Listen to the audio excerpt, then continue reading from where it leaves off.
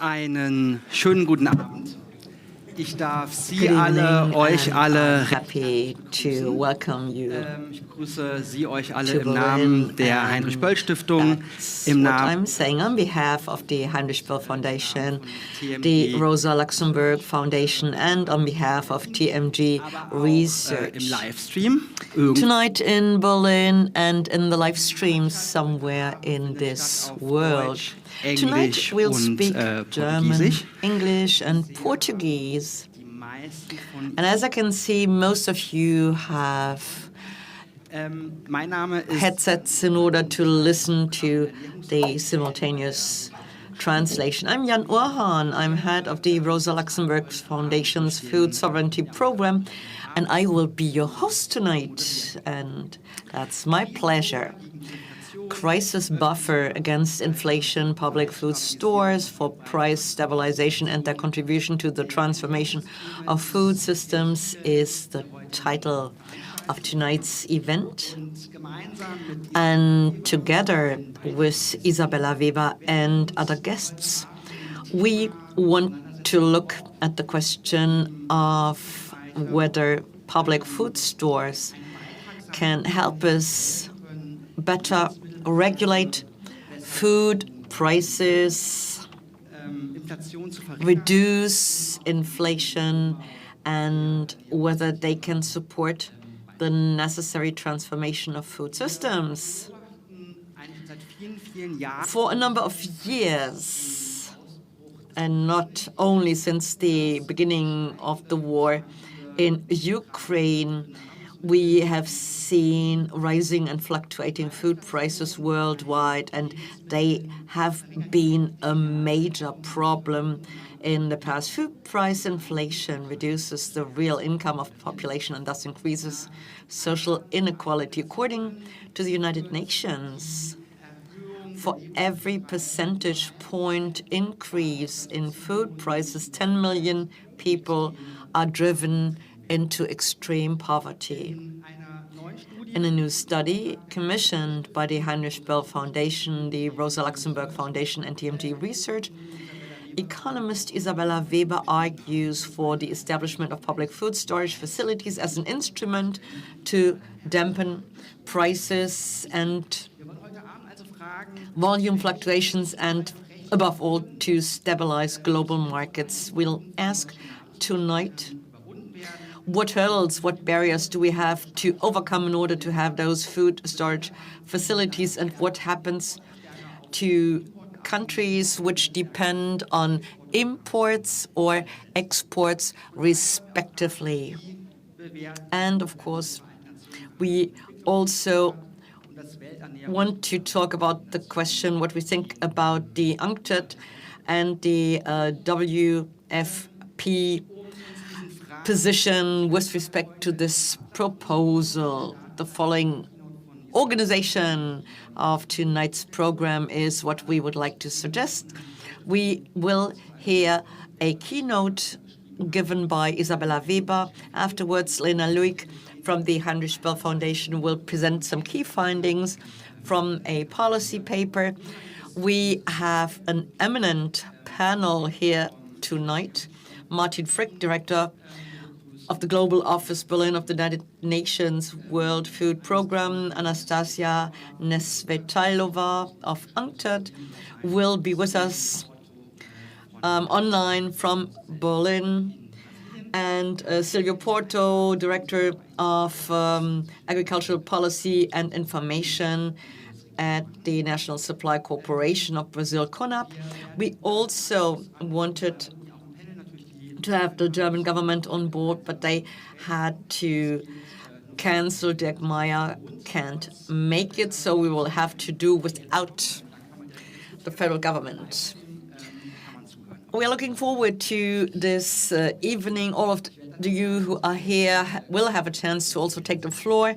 If you join us online, you can only listen, and I'm very happy to have you all here in spite of the nice weather and the European soccer championship. I would like to introduce Isabella Weber now. Isabella Weber is a professor of economics at the University of Massachusetts Amherst and research associate at the Fairbanks Center at Harvard University. She received a doctorate from both the New School for Social Research in New York and the University of Cambridge.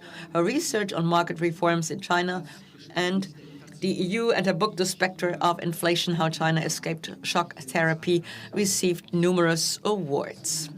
She's a prominent voice in the public debate on policy responses to inflation and advises policymakers in the United States of America and in Germany.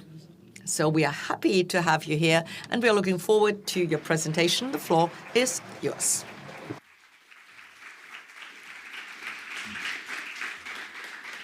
Thanks so much, Jan, and thank you everybody for showing up. I just learned that it's the first warm evening in Berlin, so that is a very hard competition right out there. So thanks so much for making the way.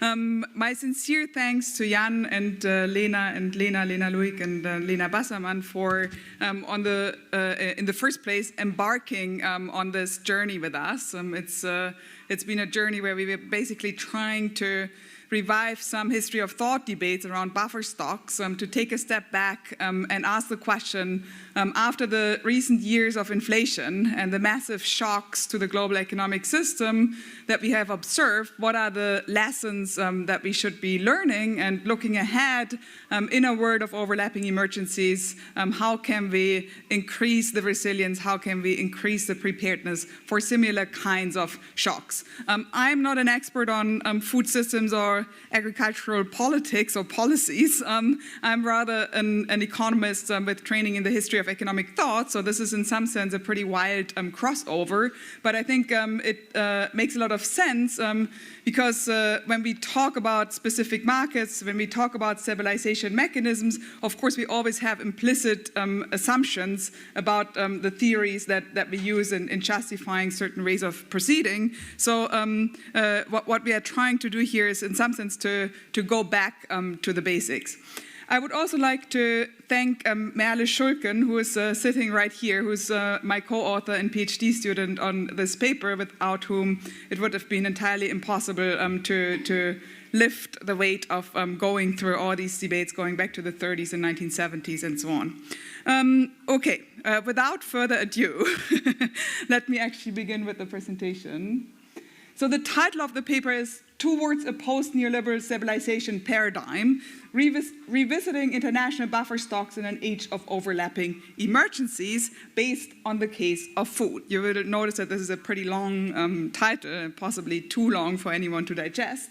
In any case, the main message here is that at a moment where clearly neoliberalism is crumbling, the free market paradigm, if neoliberalism ever was about free markets, is showing pretty deep cracks, and the question is kind of what is coming next. And I think we are pretty deep into this discussion. For example, with an eye on industrial policy, we are pretty deep into this discussion with regard to trade policy, or at least it's very clear that this discussion is very quickly emerging and moving to the center of policy and research debates. I think that in regards to stabilization paradigms, how do we achieve economic stabilization?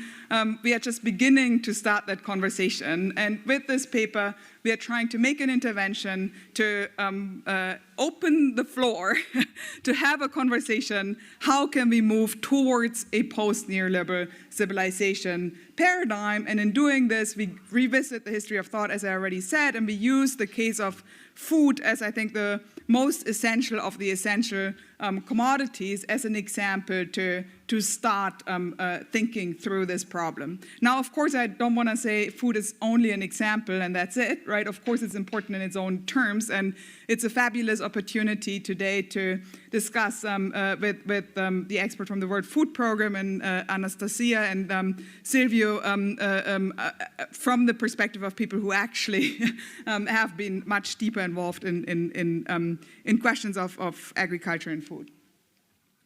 So I think there can be little doubt that we are living in an age of overlapping emergencies. Climate change is a reality. It's no longer an issue that might concern our children or grandchildren and that we somehow have to prepare future generations for. It's a reality in the here and now. It's with us every day. Extreme weather events are right in our face, pretty much independent from where you live. You probably can recount an extreme weather event in recent time.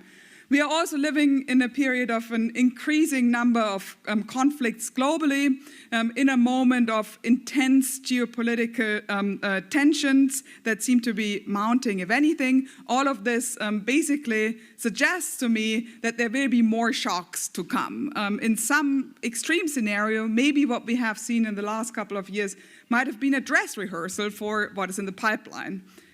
If things go well, maybe it's not quite as bad as a global pandemic and a war at the heart of Europe breaking out at the same time. But I think there's a lot of potential for very major disruptions to the global economic system. So one of the main takeaways of the recent inflation crisis, I would say, is that there's no hope for resilience when the firms that control essentials reap record profits from disasters.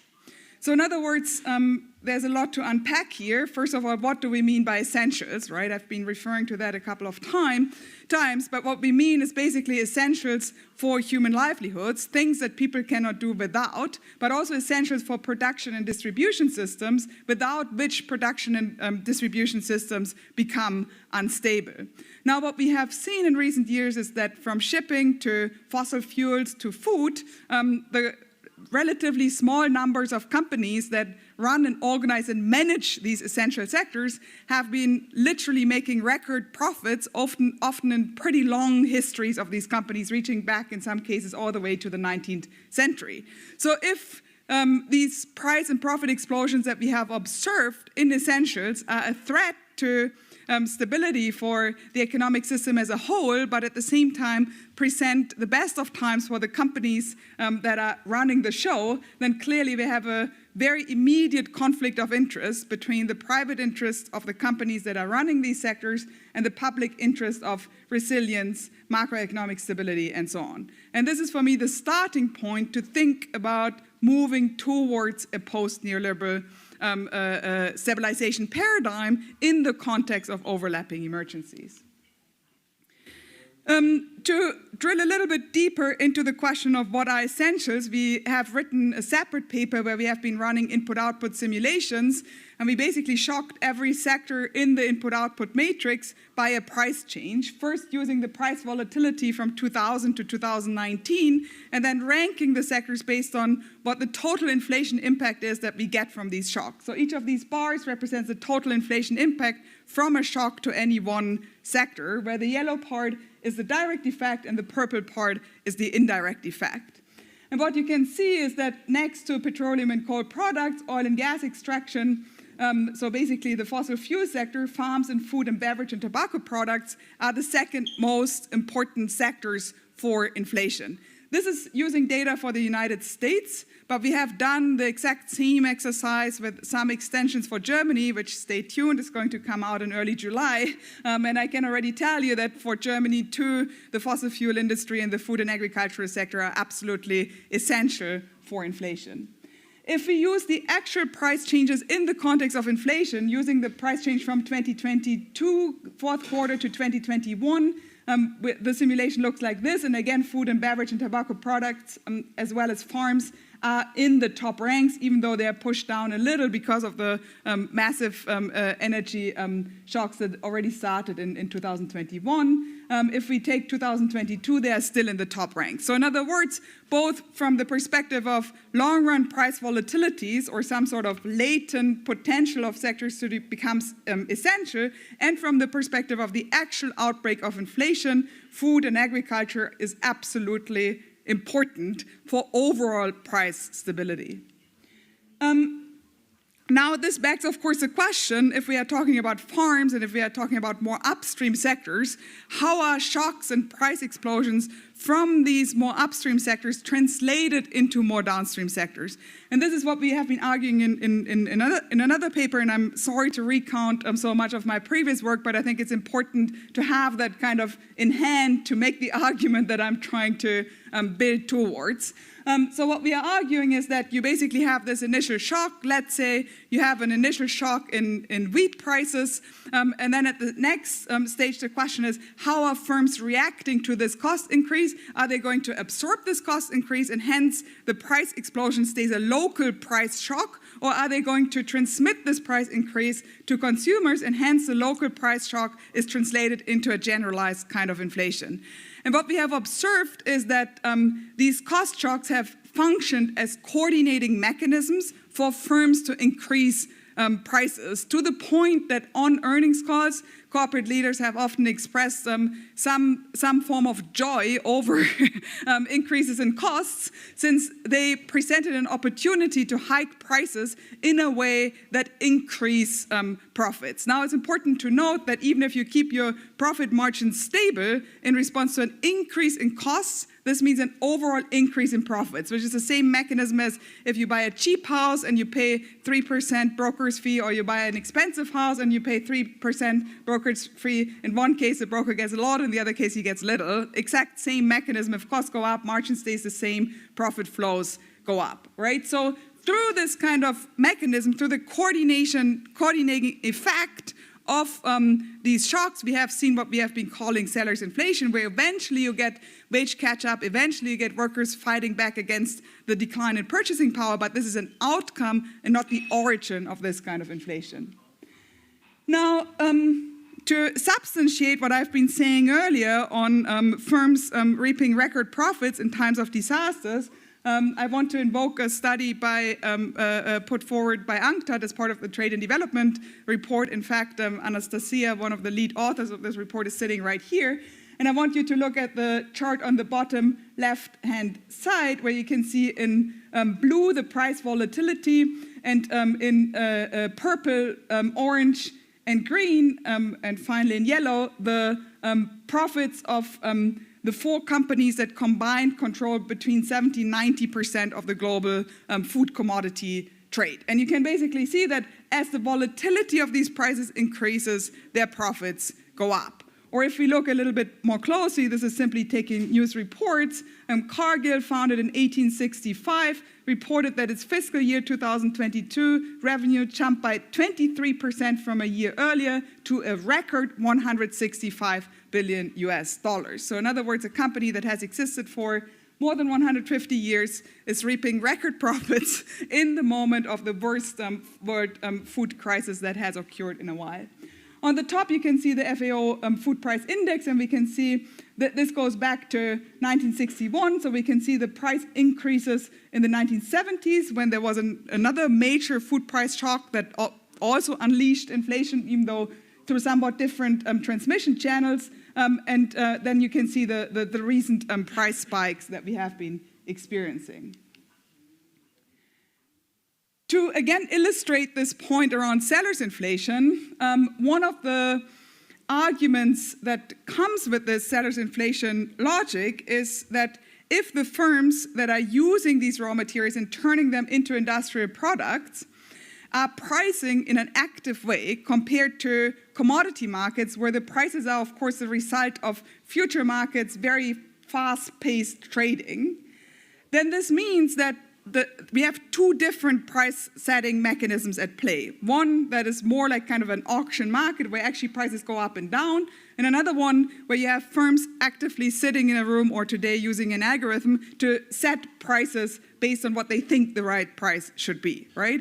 Now, when in this department of active price setting, it's typically the case that when costs go up, these costs end up being transmitted to final prices. But when costs go down, prices are not necessarily lowered, right? So this means that if they manage to increase prices in a way to protect their profit margin in the first place, they have a profit increase in the first round, and then as costs go down, you get an actual profit margin increase if you keep the price where it was, right?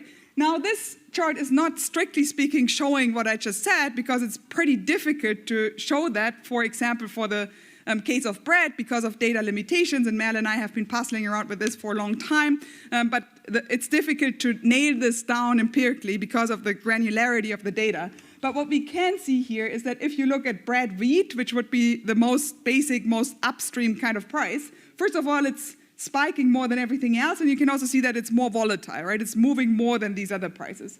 If you look at something like methylene flour, you can see that it moves pretty much with the price of grain. It goes up, but the price of grain goes down slightly less, slightly less fast. This is not the right way of putting it, but you know what I mean. Then it has gone up. But it becomes even more pronounced when you look at more processed goods. So if you look at the price of bread and bread rolls or other bakery products, then you basically see that they go up. I mean, not as sharply as the price of wheat, because of course the price of wheat is only a small component of the price of bread, but nevertheless they go up with the price of bread, but then they basically stay more or less where they were before, right? So this is the kind of two pricing regimes logic that I'm referring to here, and this is why I think we have to focus on the upstream sectors where this initial shock happens, and we have to ask the question, what can we do to stabilize these upstream prices? Of course, there's a question of why is it that consumers accept these higher prices, right, in the middle of a crisis? Why is it that they're willing to pay more for the price of daily bread? And I think here, actually, the psychology of the moment, the window of opportunity of the moment of disasters is important. If consumers see every day on the news that there are massive supply chain hang-ups, this is just an American example, but I could have equally chosen one from Germany or for pretty much any country around the world. And they then go to the supermarket and they find that after they have seen that there have been these massive supply disruptions, that the prices of some food products have gone up. It seems legitimate, it seems to make sense, which is an important element of pricing, where pricing is not just a point in a supply-demand diagram, but at the end of the day is managed by firms as a social relationship with their customers. So having a degree of legitimacy is important, and these emergencies, these disasters can, in a kind of perverted way, provide such a window of opportunity. Of course, it is the case that the poorer you are, the more you're spending on essentials. That is kind of the definition of poor, right? That you can barely get by paying for the basics, or maybe not even being able to pay for the basics. As a result of this, we see that households with lower incomes pay larger shares of their incomes on food, but also we can see that food accounts for larger shares of inflation in poorer countries than in richer countries, which means that these enormous volatilities in the upstream part of the food sector are not only unfortunate for food inflation in a rich country like Germany, but are actually devastating for poorer countries in the global south. And in fact, on the top, this is a chart from the IMF. If we look at the number of undernourished people, then basically this has skyrocketed together with the food price explosion. And it's important to keep in mind that there has actually never been, and I await to be corrected, but my understanding of the reports is that there has not been an actual global shortage of food supply, but nevertheless we have seen this global explosion in prices. So the enormous increase in global hunger that we are seeing here, that is literally eradicating 20 years of progress in the fight against hunger globally, is ultimately a result of the price dynamics and not only of the actual physical availability of food. Of course, there's also a distribution problem because food needs to be in the right place and there might have been hang-ups and so on, but at least a substantial share of this is driven by the price question. So as a result of this, we have seen this shoot up in global hunger, but we have also seen food insecurity picking up even in very rich countries like the United States, which is the chart on the bottom half. Are you worried about time? I'll pick up speed. Okay. So this is kind of in this context, the current inflation-fighting regime that we have against an inflation that is driven by these kind of dynamics that I've described, I think can be thought of a little bit as this like mechanical rocking horse, which is very mechanical. It's very clearly defined in which direction it can go. It's completely one-dimensional, and you know exactly why and how it is moving, right? So this is kind of a metaphor for trying to control inflation with macroeconomic means only, where you only focus on the macroeconomic channel. You think that by simply manipulating interest rates, you can keep the range of the general price movement within the band of the movement of this horse. And I think that this logic falls flat in the face of the overlapping emergencies that we are living through. So if this is the case and we want to move away from this kind of one-size-fits-all approach to inflation, then I think the question becomes, how can we contain the impulse stage of inflation, which for the case of food is a question of how can we contain overshooting and undershooting of food prices in global markets. Now, this is a problem that is as old as time, and in fact has been, for example, theorized in the 1930s by Ezekiel in the so-called cobweb dynamic, where this is your nice supply-demand diagram that you have all seen, where normally you think that this just converges and then wonderfully you hit the magic point. But here there's a trick to it, where basically you have a time lag in the adjustment of supply, because if food prices go up, farmers cannot increase their supply instantaneously. They're going to plant more, which means that in the next period they're going to supply more, but then they don't know how much more they need to supply, so they tend to oversupply, then the price collapses. So as a result of this, you might end up going in circles. You might even go in spirals that are spiraling outwards, where the fluctuation becomes ever bigger, or you might be converging to the equilibrium as farmers learn from period to period how much they are supposed to plant. But even if you had such a converging dynamic, if you now have a massive shock to it, you can go back to spiraling kinds of price dynamics. So this is a problem that is inherent in food commodity prices, which means that as a result of this, these prices are not, if left to their own devices, here we make no assumption about concentration, no assumption about financialization, no assumption about any of these things that are very boring and that we have to absolutely tackle. But even if they were perfect free markets, you would get massive instabilities, which means at the same time that you would get massive inefficiencies, even based on the logic of the supply-demand diagram itself. Now, the problem is that these microeconomic inefficiencies translate into major macroeconomic disruptions, which is the reason why basically since ancient times, statecraft experts and economists have been thinking about stabilization mechanisms for these kind of markets that follow these kind of patterns.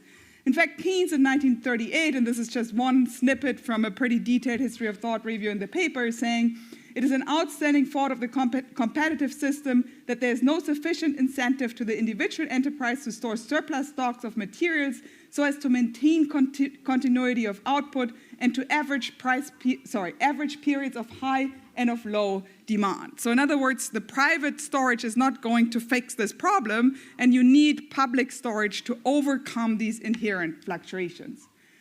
In China, in fact, they have had the so-called ever-normal granary stabilization mechanism literally going back to 200 BC or so, and this has been an inspiration for the writings of Keynes in the 1930s. At Bretton Woods, there were attempts to establish internationally coordinated buffer stock systems, acknowledging that there's no chance to achieve macroeconomic stability. This is Keynes speaking, right? If you hear Keynesian economics, you'll probably tell me about effective aggregate demand. Keynes is saying there's no chance to straighten out macroeconomic fluctuations if you don't get the commodity question under control. So he basically lost one very major battle of Keynesian economics at Bretton Woods.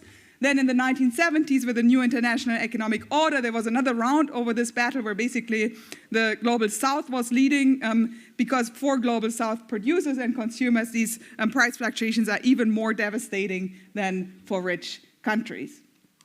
So against this context and in the context of increasing volatilities in agricultural prices, We are proposing to revive the discussion around buffer stock, and I apologize that this was slightly lengthy, but I wanted to make sure that this kind of theoretical and macroeconomic impetus enters the conversation. So we are arguing that there should be multi-layered buffer stocks for a few widely traded stable foods, for example, rice, corn, wheat, vegetable oils, managed by a UN organization, for example, the FAO.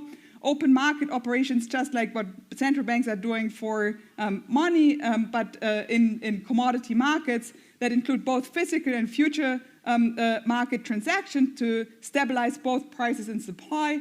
Financing through windfall profit taxes, and there could be currency issued against the stocks that are held in such buffer stock systems, but also support of domestic and regional buffer stocks by international development agencies, since currently often there's no such support. In fact, the WTO rules are very much not in favor of such buffer stock systems. And basically, and finally, buffer stocks can also be used as a public procurement tool for transformation to set incentives towards a more climate resilient kind of agriculture. Of course, we are not of the opinion that buffer stocks alone will deliver a post-neoliberal stabilization paradigm. We need more tools in the toolbox. So, for example, I think we need an acknowledgement that some sectors are too essential to fail, just like after the financial crisis, we accepted that some banks are too big to fail. And that that in these sectors, firms do not simply have market power, but they end up having power over the basics of human livelihoods and need to be managed differently as such, also from an economic policy perspective. We need to increase the transparency of our private stock holding. As UNCTAD has been arguing, we need to curb financialization and speculation through regulation. And finally, we need food staples. We need to acknowledge that food staples is just one and possibly the most urgent example of systemically significant markets. And of course, if we really want to move towards a new stabilization paradigm, this kind of logic needs to be expanded to a whole set of important sectors. Thank you very much, and I apologize for going too long.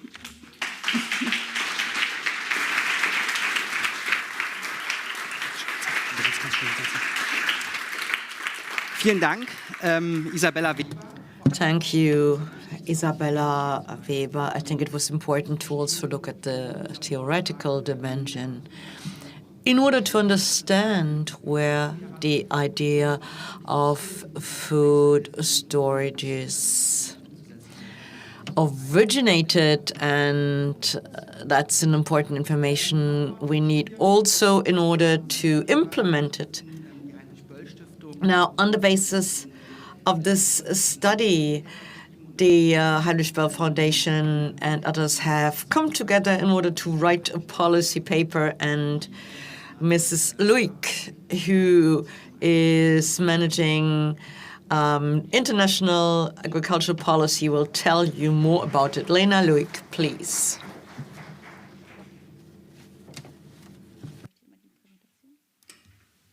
Herzlichen Dank auch von meinem.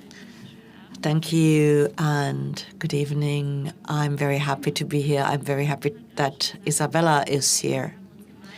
As you've just heard, on the basis of this study, we've met in order to talk about policy recommendations, and that's what I would like to introduce to you now.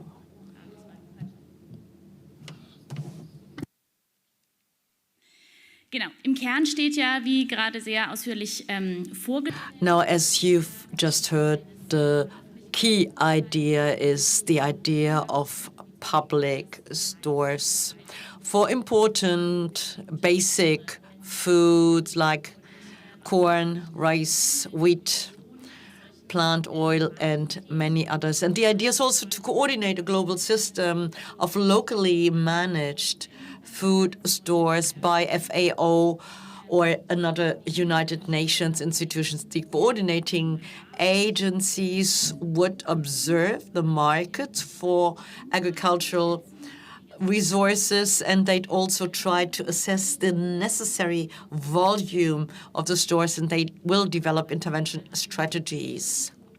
And it's important for us Also, in order to avoid any abuse of power in this public context, is that we need to make sure that these stores are kept according to their purpose, i.e. this is for food security, and there has to be transparency in their management. And we need an independent United Nations institution to check and monitor this system. Now, in the context of a viability study, we would like to see the development of a financing or funding system. You've heard about it already. This could be a fund governed or managed by the FAO, and the payments would be made by private crop dealers by means of a surplus tax or via a surplus tax. And in addition to financial capacities, we also need personnel, technical equipment, and an overall infrastructure.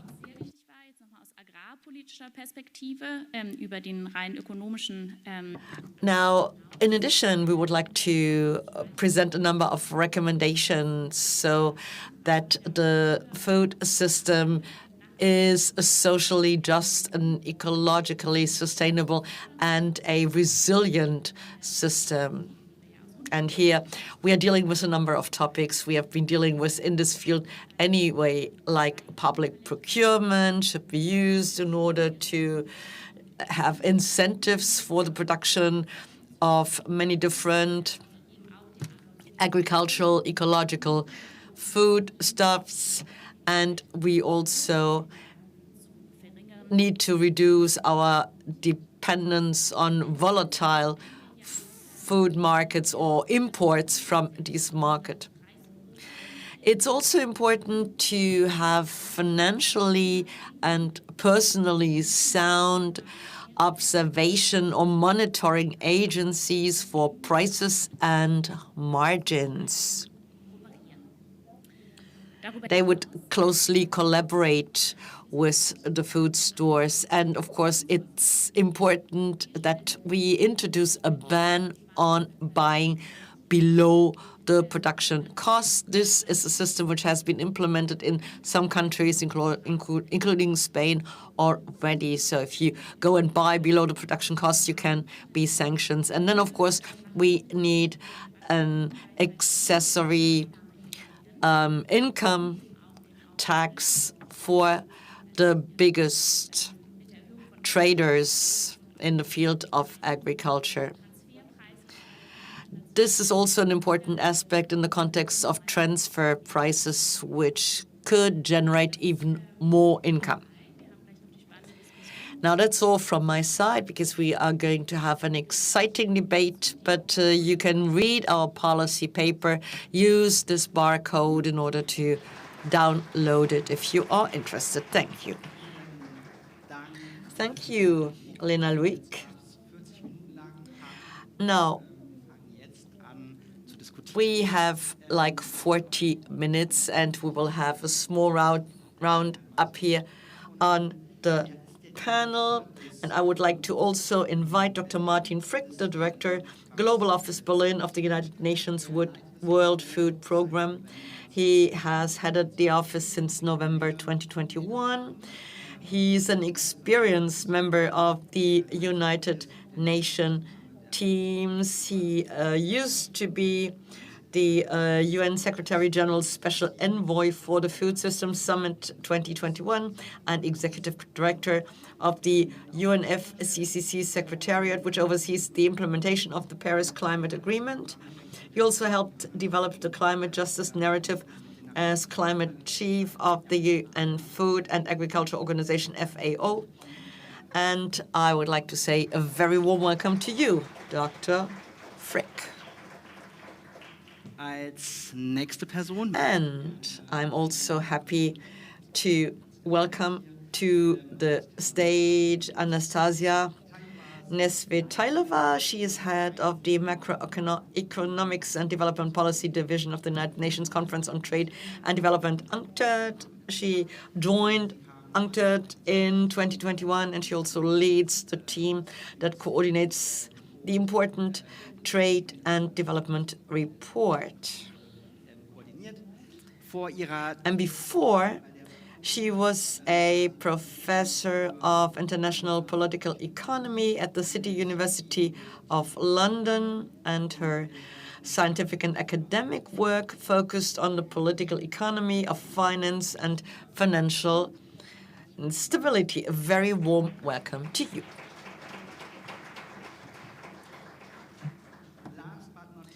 Last but not least, connected online from Brazil is Silvio Porto, Director of Agricultural Policy and Agricultural Information at the Brazilian National Supply Company, CONAP.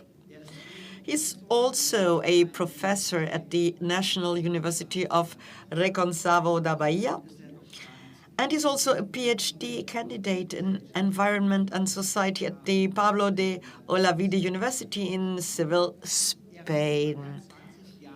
He has more than 20 years of experience in public administration at the local, regional, and national level in Brazil, with a focus on food supply. Now, as I said, we will have 2 rounds up here on the panel, and then we will open the floor.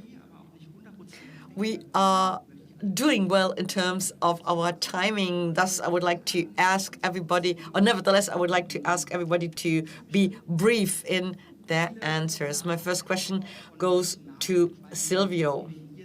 Many say that building public food stores is a utopia. It's difficult to implement in Brazil, however. We have had this for quite a while already. The state utility company, Companhia Nacional de Abastecimento, CONAP, buys corn, rice, and wheat in order to stabilize their prices, as well as products from farms that are passed on to public institutions. And the fundamental question for us is, how does it work? I mean, how does this system work, and what impact does it have on price stabilization, especially with a view to food security, and this especially with a view to marginalized populations?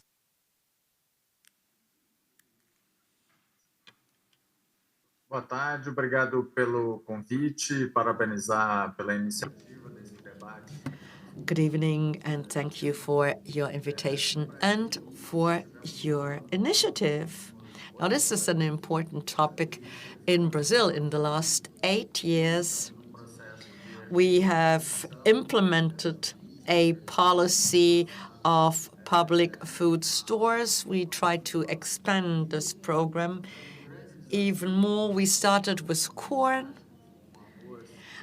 and basic food is a major challenge to us. So rice is extremely important. Today, for example, we do not produce enough rice. We are also dealing with climate problems, especially in southern Brazil. The prices are very high, and since we do not produce enough in our country, we cannot really fill the food stores, and the prices are increasing ever more. We are right now trying to push the production in order to have food available. In the past, we had a better situation in the times of Lula and others. But we need more, and we are also focusing on wheat. Food stores are important because they also help us control the prices, especially when there are problems with the harvests, for example. que hoje nós compramos. We are also running a program in the context of which we are buying food, and we source or buy directly from small farmers, family companies, so to speak, small producers who give part of their production to us or make it available so that the government can buy it and help people who live in insecurity. Okay, vielen Dank. Thank you, Mr. Porter, for your answer. May I now ask you, Mr. Frick? The United Nations has an important role to play, according to Mrs. Weber's proposal. She said that such a food storage system could be managed by the FAO or another UN agency. This year we are celebrating the 20th anniversary of the Right to Food guidelines, and we are still trying to implement this guideline and help people get food all over the world. So what do you think about the proposal that the United Nations and the FAO in particular could support this? And what experiences have you had in the past? Now, the situation was dramatic in the past, and since one crisis is following on the previous one, the COVID crisis, the Russian invasion, the situation in Gaza, Sudan is at the horizon. And in view of this situation, we tend to overlook the fact that we have a fundamental systemic food crisis which does not end. The prices are increasing. There are more and more people who are pushed beyond the poverty line because a system in which they report they get less and less. So they have to import and spend a lot of money. And I do also see the debt of the global south as one of the main reasons. The exchange rates are another problem in view of the local currencies and the US dollar, and the inflation plays a role too. I'm telling you this because in this crisis, you won't find a solution which would help you solve all the problems, the store systems. Well, I think it's important to have those stores because they could help us break the price peaks, because we need to bear in mind that the next crisis will happen and the prices will increase even more. But, and this is what Lena Luik just said too, we also see the fact of public procurement. The public procurement can help. If food is being procured to balance a negative situation, you can support small farmers, eco-farming, or the ecological production of food. So we must not stop, but we really have to think about what the problem is in our food system, which makes us realize that there is a major dependency on only 3 staple crops. And we also realize that what can be stored in the long run is just calories like wheat, rice, corn. Well, this is not about healthy nourishment, right? So we have to localize food systems. We need to have local trading systems in the global south. We often see an immediate dependency on the global market, but no trading with the immediate neighbor, with neighboring countries, especially not in Africa. And we also need to be closer to the consumer, and we need to produce locally. Thus, we can protect ourselves from the impact of rising prices on the global market. But in this mix, the stores can play a major role, especially there where you have a major dependency on imports Egypt was on the chart once, but there is also a limit to what a country can do in terms of funding. Egypt is spending more than $3 billion in order to subsidize the price of bread. This won't work for good. But of course, we won't be able to change the food systems overnight, in spite of the fact that this would be important. But stores could be an important tool in the meantime in order to do away with peaks of pricing. Thank you very much, Mr. Frick, for your assessment. So food storages are there in order to cushion price peaks, but other than that, we have to tackle the root causes and we have to localize the food system. So we go from one UN organization to the next. The UNCTAD, in the report that you are responsible for in 2023, the Trade and Development Report, is also in favor of food stocks or food storage facilities. And the proposal is being discussed time and again within UNCTAD, and I know that there are many facets. But from your view, what arguments are in favor of the establishment of food stocks? And what do you think, what kind of political or also legal hurdles have to be overcome in order to introduce these food storages or food stocks? And I think Isabella Weber has also touched upon it, especially when it comes to existing regulations in the context of the World Trade Organization.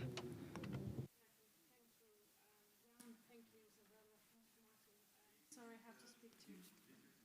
Oh, sorry. To switch to English. It's on. I will be talking mostly for the report that Isabella so nicely cited, our study of financialization of food traders and profiteering in the food sector. But it is, of course, a wider problem of food systems governance or commodity systems governance broadly. I think if I were to pin down the issue that Isabella covered in her keynote and other participants today addressed, is that the buffer stocks are not mainstreamed in the governance regime today. They actually exist in WTO regulations. Countries are allowed to use them for emergencies and crises. But the asymmetry of treatment of public stockpiles and our public arrangements and mechanisms for food security and private control mechanisms over procurement, trading, harvesting, technology, financial trading, delivery, food processing that completely lies in the hands of private corporations that are unmonitored, ungoverned, and deeply untransparent is not addressed in the current economic architecture, either on trade or the financial side. So coming back to, I think from what Isabella started earlier, she mentioned an erosion, a potential erosion of neoliberal kind of paradigm or governance regime. And neoliberalism can mean different things to different people, and in many ways it's a kind of overbeaten word. But there was one particular connotation to neoliberalism in its heyday, and this is the preponderance and dominance of private governance mechanisms based on technical standards, professional expertise and proximity between kind of official public bureaucrats and civil servants and professional bodies in, let's say, financial systems or banks or food or health or any other area of life that is of systemic importance. And what happened with food, and again, I have to acknowledge, I'm not a deeply food scholar, I'm a finance scholar, but it's amazing how these companies have become, through their history, that again Isabella cited on the example of Cargill, but other giants similarly have ages of historical evolution. They're now part of the financial system, many of them at par with banks, asset managers or hedge funds. In fact, they have developed financial institutions inside themselves because they have been completely misregulated and omitted from all existing financial regulations that were imposed back in 2012, 2013. And we have to acknowledge that part of the result of the financial crises that was also a compound crisis at the time. It was a financial crisis to start with, the banking, but then it became a commodity price peak. So around the crisis of 2008, there was quite a lot of heated debate about buffer stock and public stockpiling and procedures and mechanisms and political difficulties. And then it waned, partly because the commodity cycle calmed down and prices decreased. As a result, neither the problem of food security and public provisions and price stabilization had been fully addressed at the time, nor the financial and transparency requirements and financial stability risks of these food traders populating the international trading and financial systems now. Because the exceptions that were used at the time, sorry, let me revert. The Financial Stability Board, the institution that is partly in charge of financial stability, back in 2012, was considering whether to regulate commodity traders, including food traders, as systemic financial institutions. It was clear that many of them have become de facto shadow banks at the time. It was concluded on the basis of quite thin consultations at the time that there was not enough evidence to pursue them as financial institutions.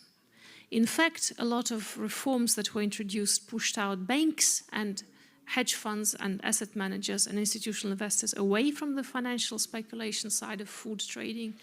But the incumbents, the big giants who are classified and regulated as industrial corporations, as food traders, they have remained in the financial system and they have exploited various exceptions. Most of them, the three core exceptions for financial speculation, concern wheat, soy, and I'm afraid I forgot the third commodity. It could well be corn, I'm not sure. But the exceptions that are granted to existing financial speculation regulation are all to do with food. And they're being used by food traders saying that we have to have these exceptions because we need to be able to speculate and hedge our positions because we deliver prices to the world system. We deliver prices to farmers and price stability is very important. There are many other examples how private bodies and private expertise are used to shield away a very important systemic area of life and food security and humanitarian concern and human rights to food away from public scrutiny and monitoring.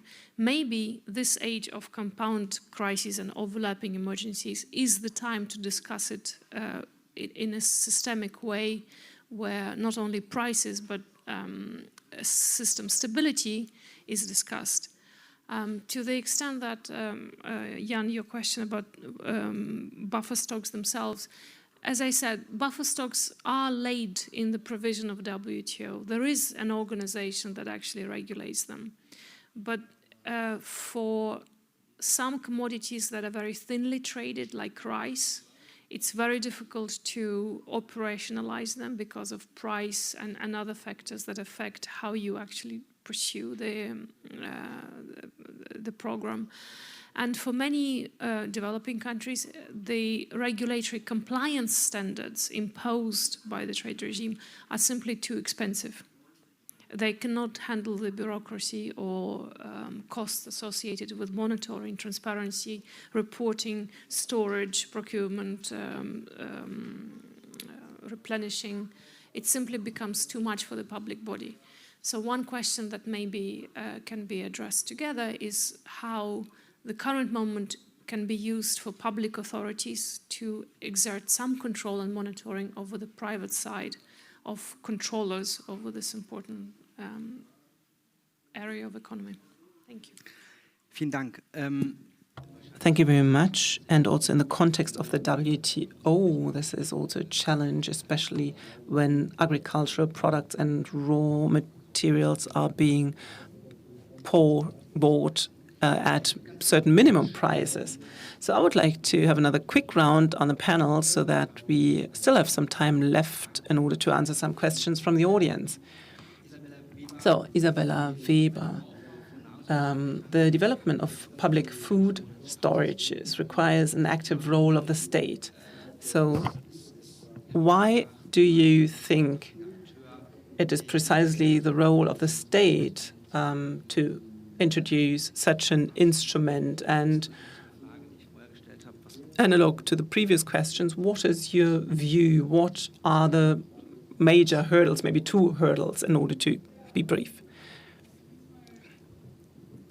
Well, first of all, the role of the state is to have a functioning stabilization paradigm. And in times of crises, it's much more important than in times without crises. So I think nobody else is left to do that, but the state or multilateral organizations. I think the hurdle, I mean, when we look at history, and when we look at what happened in the 1970s, where we were probably in a situation where we were the closest to have international commodity agreements, internationally agreed and also financed buffer stocks, this was a moment in which the inflation rate in the global north had reached a level which was also caused by commodity price shocks and also food shocks. So there was an alignment of interest with the Global South. I mean, the Global South has time and again looked at the commodity price stabilization, as Mr. Frick has shown quite clearly, because it leads to debt crises, currency crises, and it deprives the countries of the possibility to develop. However, the interest of the North was, suddenly there in the 1970s. So the report tries to bring this closer to the macroeconomic stability of the North. We tried to get it out of the corner of, well, we're doing something for poor people in developing countries, bluntly speaking, towards this is an issue of systemic stability at the global level, and to have a completely different constellation, different stakeholders, and hopefully what happened between 2008 and 12, where the debate eventually died down, we are trying to prevent this now, and we want to, forge new coalitions. Thank you very much, Mr. Frick. With regard to what Isabella Weber has just said, the necessity or the need for the state to, to intervene in the market, do you think that it is justified? I mean, there are also people who emphasize the private sector, and every few years the private sector is developing a different idea. And so we know that the private sector has not yet been involved in the fight against poverty. So do we need less market, to follow up on Isabella Weber, and more state in order to reduce hunger and malnutrition? I mean, when we start with the right to food, this is a basic right, and the nation states have to make sure that their citizens can utilize their basic rights and can enjoy their basic rights, like the right to food. But where we see functioning states in the global south where they are still functioning, they usually have insufficient funds in order to do this. So buffer stocks would be very helpful, but we also have more and more dysfunctional governments or whole systems that are imploding at the moment. So who should I address or talk to as a Sudanese citizen when my right to food is not guaranteed? I mean, there are two strong people fighting for the power in the state, and these are exactly the moments where an organization like the World Food Programme, step in. And of course, we are doing it, if possible, through cash transfers. This means that we put families into the position to buy things, but in many situations we actually have to hand out foodstuffs. So when it comes to such a buffer stock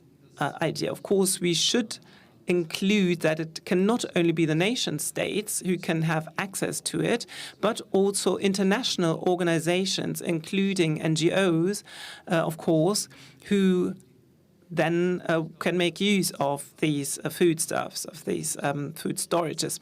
I mean, the question whether the market can solve the problem is not really relevant for those people who are suffering from sharp malnutrition, the 300 million people. I mean, for them, there is no market at all, or the foodstuff has become so expensive that, this is not something that they could consider. Thank you very much for your statement.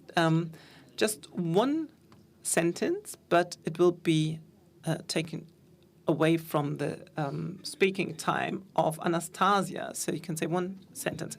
I just wanted to emphasize that buffer stocks are an institution. If you look at the dichotomy between the state and the market, we could overcome it because the state would become a market actor and also could create markets. So when it comes to building up markets in regions where there is no market, these kind of buffer stocks could also make a contribution.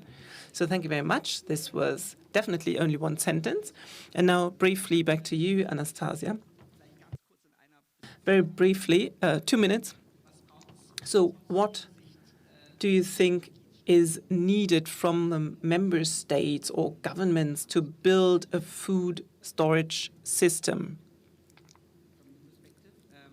What would you say? What would it require from member states and from governments to establish such a system of public buffer stocks for food, and maybe pay special attention in your response on, what would be financial means and instruments in order to set up such a system? Interesting question. So does it work? And complex too. Usually you need funding to build anything.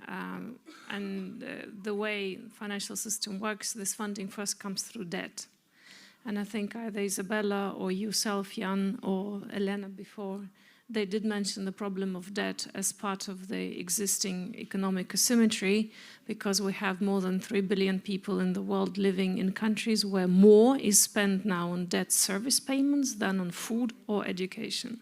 This is, if it's not a lost decade of the 1980s, it's certainly a developmental crisis brewing and evolving that would be of systemic proportion and significance. So funding for building storage, I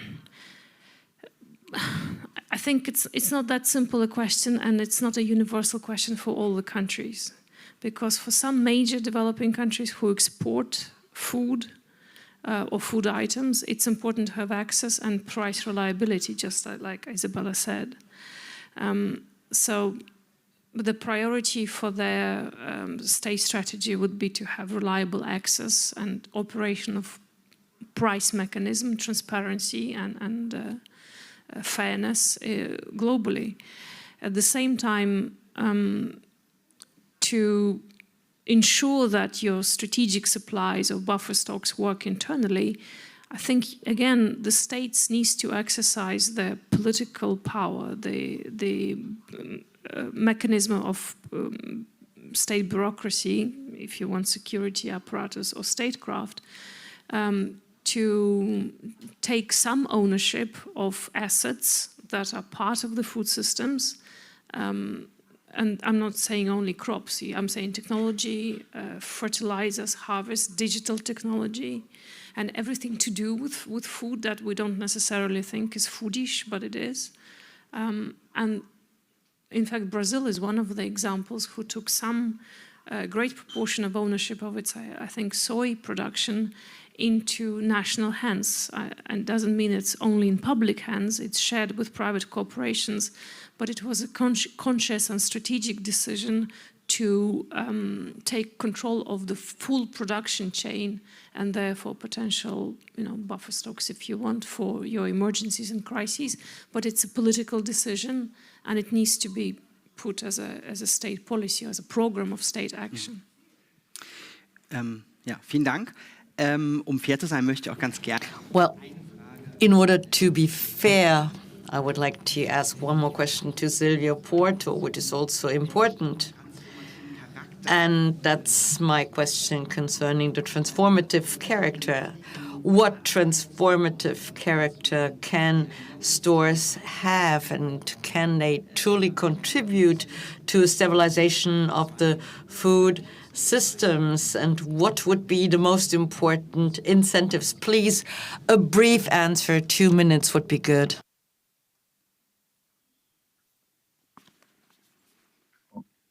primeiro lugar, ter uma política de formação de estoques. Em segundo lugar, ter orçamento que viabilize essa produção. We need a policy, and we need funds, and we need sufficient production, which allows for a public intervention so that the stores can be filled. That's the most important aspects. In addition, I'd like to say that we are dealing with a limited scope of possibilities. In other words, we are limited in terms of products. There are only certain products. And there are people who get and need humanitarian aid, but they need an even more efficient support as far as food is concerned. So the stores can also help stabilize the prices, and they help with the democratization of the process, also in terms of access to food. In other words, we need a deconcentration for the production of food. The whole system has to be changed in its very organization and structure, overall and everywhere. Vielen Dank. Thank you. I promised that it will be possible to have a Q&A session with the audience. There is not much time left, so I'd like to suggest that we collect the questions you have, and I would like to ask you all to really limit yourselves to questions and to not give additional presentations. And please tell us who you are asking. I do see a number of hands, and there is a roving mic which has to be used.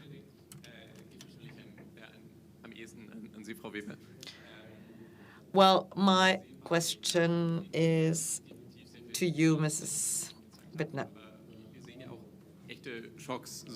We do see, Weber, sorry, we do see food, but we also see fertilizers, and they have an impact on energy prices, or the prices of the latter have an impact. So where do we have to start? Because we might have to regulate fertilizers also publicly, don't we? Die Frau mit der Brille und den blonden Haaren. Ja, vielen Dank. Bettina Rudloff. Bettina Rudloff, working with the Foundation for Policy and Sciences, sponsored by the Federal Chancellor. Now, I might be the one who spoils your game, but we tend to say that open trade might be a buffer in the food system, because you don't have the same shocks in all countries at the same time, like droughts or rain or floods. And then we also see that there are export restrictions which are often considered in the context of multiple crises. So Isabella, my question goes to you. What can be done in order to do something about it? I mean, big countries might opt for a strategic export situation as soon as they see those stores. Do you see a link, and what can we do about it?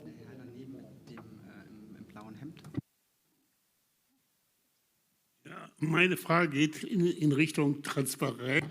I am asking about transparency and international organizations. I would like to quote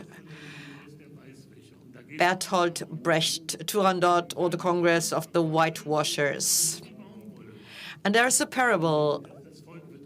Now the question is, where is the cotton? The people get nervous. People are fearing that the cotton was just hidden. Others go that the harvest was used in order to conceal the real situation. Newspeak is what Orwell used as a term to describe what is happening, or framing would be a current word. So GEPA, as the oldest non-profit organization in Germany as far as fair trade is concerned, and the situation of 2015 and 17, and they split. And you can read it in Wikipedia. Because if something becomes a business model, and this also goes for the NGOs,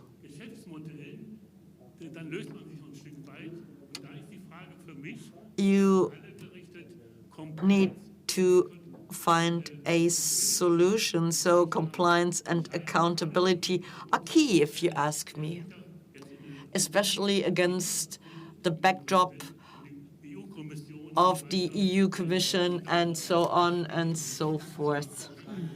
Right, thank you. We've got your question. Nee, da. Ganz außen. Und dann müssen wir auch leider... And now we will have the last question. Dirk Haas, I'm a colleague of Lena Luik at the Böll Foundation, and my question is for Anastasia and Isabella. Or it's for Isabella, but maybe also for Anastasia. So this is about power. Power in a centralized system. Central banks can control the financial markets because they can make money or produce money without any limits. Now, if Martin Frick controls the global stabilization systems and I am Cargill, I have access to unlimited resources and the financial markets. And the question is, who can bear with the current situation longer? So my question is, where is the power and what could be a counter power against the major concentration of agricultural trusts? Thank you. Most questions were for Isabella Weber. Wie viel hatten wir denn? Wir hatten eine Frau, das ist ein guter Punkt. Hatte sich noch eine Frau gemeldet? Da hinten war, glaube ich, noch jemand mit... Or was there another woman who wanted to ask a question? Die wir nach Gender vergeben. There is one question which we will give someone according to her gender. Okay, es ist auch 8:55. Anyway, it's 8:25. There will be a concluding round up here on the panel, and unfortunately, we won't be able to answer all questions, or you can ask all questions, but we will be here after this event, so you will have an opportunity to ask. Isabella got the bulk of the questions, and thus I would like to invite her to answer. And off you go. Fertilizers. That's sure you need to look at the fertilizers as long as they are based on fossil fuels will be sold at certain prices. So if you really want to have stability, you need to go beyond. However, I think stores with price sensitization tools can play a role, even if you don't have an accomplished and comprehensive fertilizer system. Open trade. Now, In theory, open trade should work also as a means of security, and I think it also worked as such when it comes to the systemic availability of crop supply, but the price stability cannot necessarily be controlled just on the basis of open trade. However, there is a danger of export restrictions. So if we don't try to do something about this situation universally, and if we don't go and further develop our buffer stock systems, and if we don't have an international coordination of our approaches, there is an even greater danger of export restrictions. Look at the United States and their duty resilience reserve, where in the White House and beyond, they discuss about the logic and that it should be applied to other fields too. And I guess powerful countries might go and set up those buffer stock systems and then introduce restrictions. Can this be avoided by means of multilateral efforts? I'm not sure. But before the crisis happens, you should be aware of what can happen or could happen, and you need to beware and see where the shocks can hit. Now, marketing and selling, as I said in my presentation, the central banks could indeed play a role. Instead of storing gold, they could also store claims to the buffer stocks. Usually they go and buy when nobody wants to buy and to sell when nobody wants to sell. So that's a proven principle, and thus it might be feasible to have the price stability guaranteed by transactions on the spot markets. But it's also important to have the whole debate in the public, i.e. to have the whole public talk about the mechanisms of stabilization, because as soon as this question is only limited to the field of development policy, the power imbalance gets ever bigger. So you have to see the general interest. Thank you for your answers. I would like to also invite the other panelists to answer, and you have 30 seconds. Mr. Frick. 30 seconds I would like to use in order to say that since before the Industrial Revolution, we have thought that good agriculture, good farming needs to be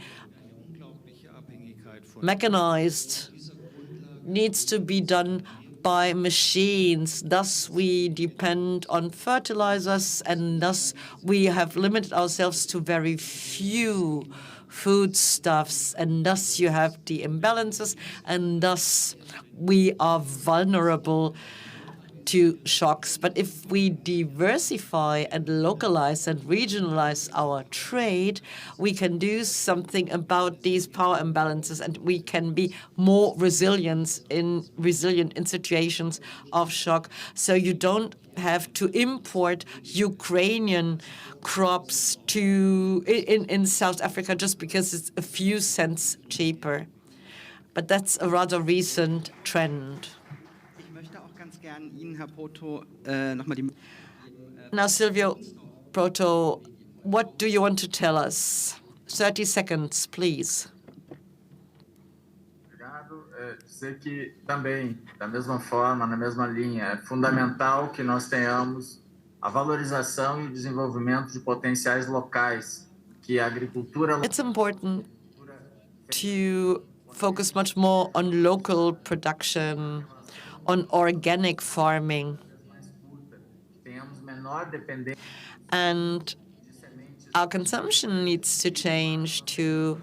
We have more and more GMO products, but we are needing sustainability. We should also consider traditional knowledge.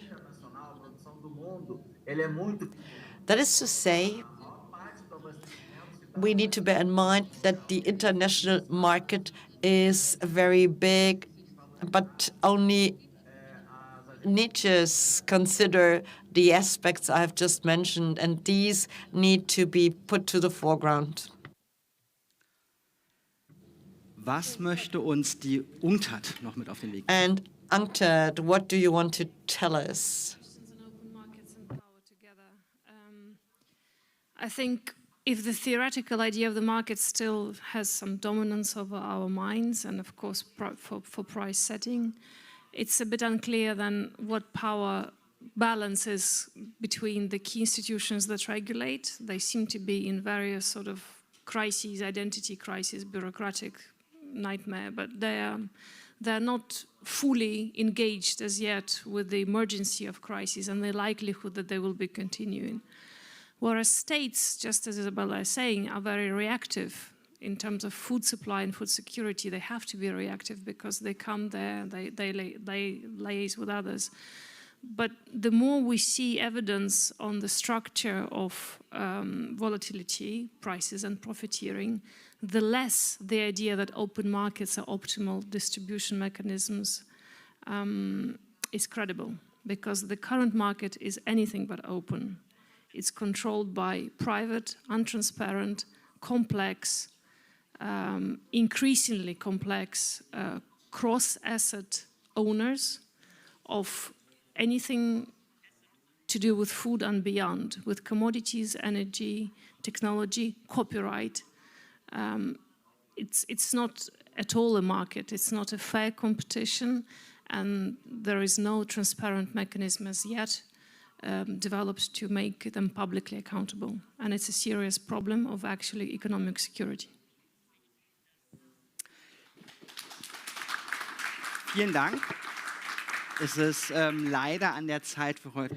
Thank you. Now, unfortunately, we have to call it a day. I think it was the beginning of a debate about food stores, and I would like to invite you to read the study and the policy paper.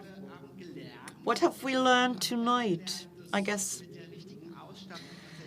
we've learned that with the right equipment, public stores could help stabilize the prices on the agricultural markets. And I think we have learned that they can help us do something about social imbalances and injustice. And we have learned that with the right incentives, they can also help restructure the food systems. And we have learned that with the political will, this can be done. I would like to thank the people who have worked in the background, the technicians, the interpreters.